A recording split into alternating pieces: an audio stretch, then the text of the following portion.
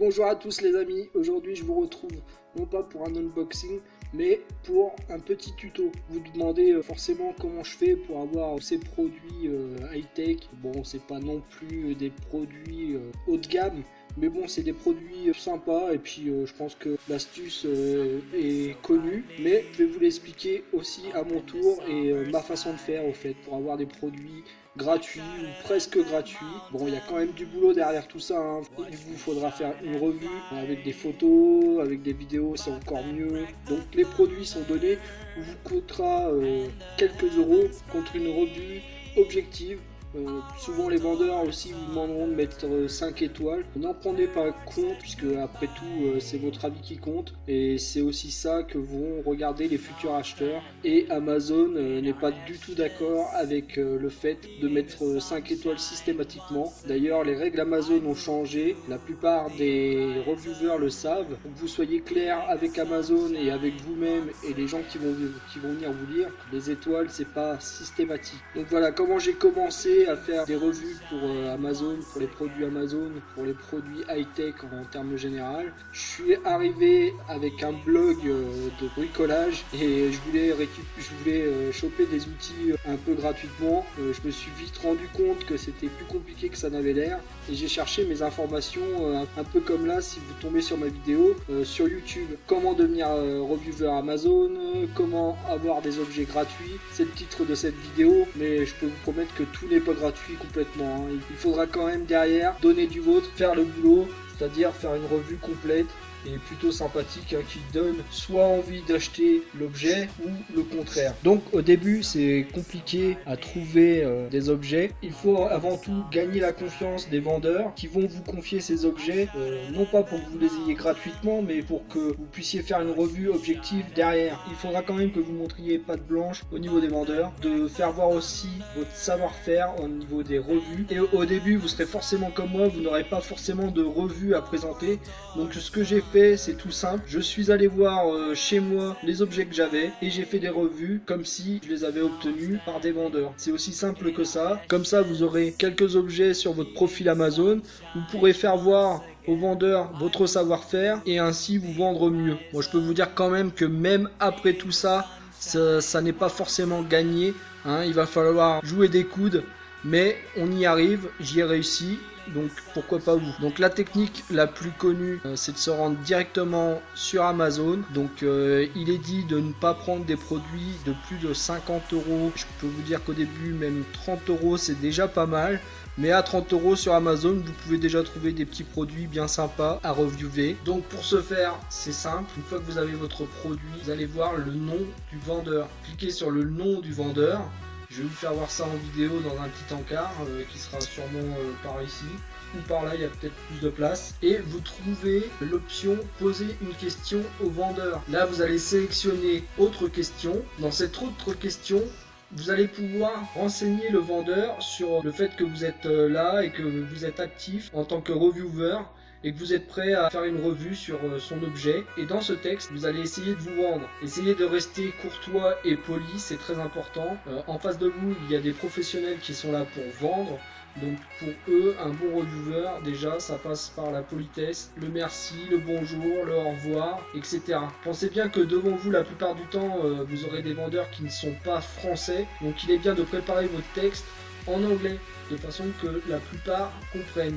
Donc pour ce faire, vous allez sur Reverso ou un autre site du style, vous préparez votre texte et vous le traduisez tout simplement en anglais. Amazon filtre les emails, tout ce qui peut être personnel, de façon à vous protéger. Donc ce n'est pas la peine de mettre dans votre texte votre email, votre numéro de téléphone ou quoi d'autre. Ce sera forcément reconnu par l'algorithme Amazon et sera enlevé, supprimé. Si vous voulez envoyer votre email personnel à un vendeur, la technique consiste à aller dans pièces jointes, de prendre en photo, je dis bien en photo et non pas en fichier texte, votre email, etc. que vous voulez envoyer au vendeur.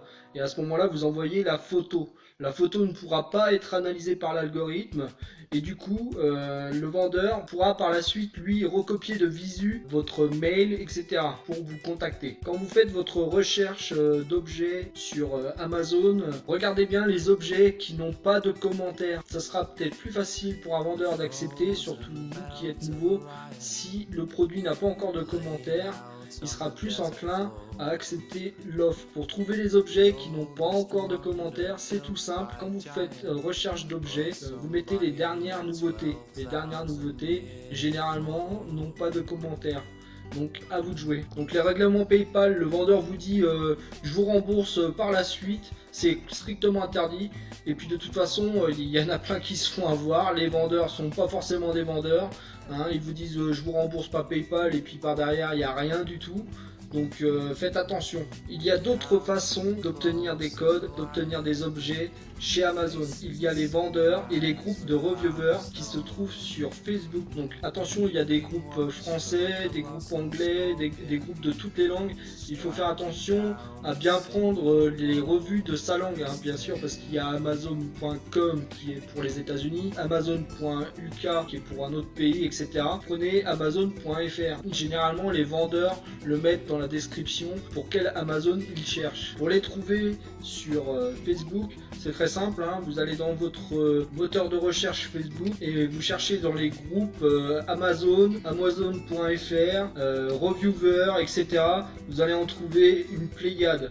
Il vous suffira de vous inscrire et de vous faire accepter. Les vendeurs mettent souvent en ligne, puisque c'est souvent des vendeurs chinois, mettent en ligne très tôt le matin. Vers 3-4 heures, ils sont déjà actifs sur les groupes. À vous de vous lever tôt pour avoir les produits les premiers. Alors au début, c'est compliqué de se faire un nom, mais à force, les vendeurs se connaissent les uns les autres, hein, il n'y a pas de souci. Vous verrez qu'ils sont souvent amis les uns avec les autres. Les bons reviewers, ils les connaissent. La liste des mauvais reviewers, puisque ça existe, hein, je l'ai vu sur Facebook, ils ont une liste où ils répertorient les mauvais reviewers. Par exemple, on vous confie un objet pour faire une revue, au final le mec ne fait, le mec dit le mec, hein, mais ça peut être une femme, ne fait pas la revue, et à ce moment-là, interdit Facebook aux vendeurs. Donc ça forcément ça fait pas plaisir. À ce moment-là, le vendeur, qu'est-ce qu'il fait lui? Il met carrément le profil du reviewer sur les groupes Facebook. Et je peux vous dire que ça déménage. Alors on n'aime pas. Certains profils sont vraiment personnels, avec des photos personnelles, avec le nom, etc. Ça peut porter préjudice à la personne réellement. Donc faites les choses sérieusement. Si on vous confie des objets gratuitement, c'est pour que derrière il y ait un vrai travail. Donc à vous de bosser. Tout ça prend du temps. Comme je vous ai dit, rien n'est gratuit dans la vie. Je pense qu'on vous l'a déjà dit ça. Vous l'avez compris par vous-même. Donc les objets qu'on vous a donnés, il va falloir faire des photos.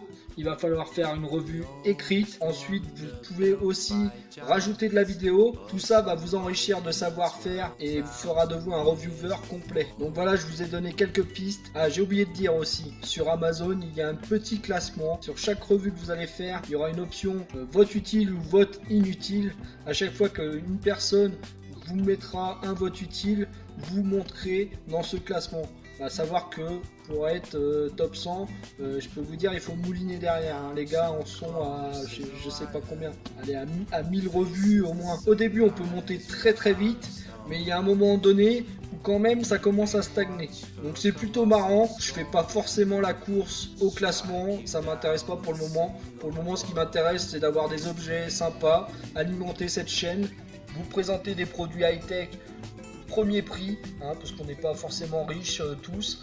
Encore une chose, ne mettez jamais que vous avez eu le produit gratuitement dans vos revues. Tout ça vient en fait que certains acheteurs, et je les comprends, se sont plaints que les revues n'étaient pas objectives. Forcément, quand on obtient un objet gratuitement, on a tendance à être content, on a tendance à en faire trop, on a tendance à mettre des étoiles, à mettre des superlatifs un peu partout dans notre texte, mais il ne faut pas tomber non plus dans le piège. Donc ça arrange les vendeurs, mais ça n'arrange pas du tout les acheteurs qui, eux, derrière, comptent sur vous pour avoir un avis éclairé et objectif. Donc j'espère que ce petit tuto vous aura plu. Je vais faire un tuto plus en vidéo avec mon écran d'ordinateur. Ça sera peut-être plus visuel, mieux pour vous, plus simple. Je vous souhaite une bonne journée et n'oubliez pas les pouces bleus. Abonnez-vous si vous aimez ma chaîne et je vous dis à bientôt. Au revoir.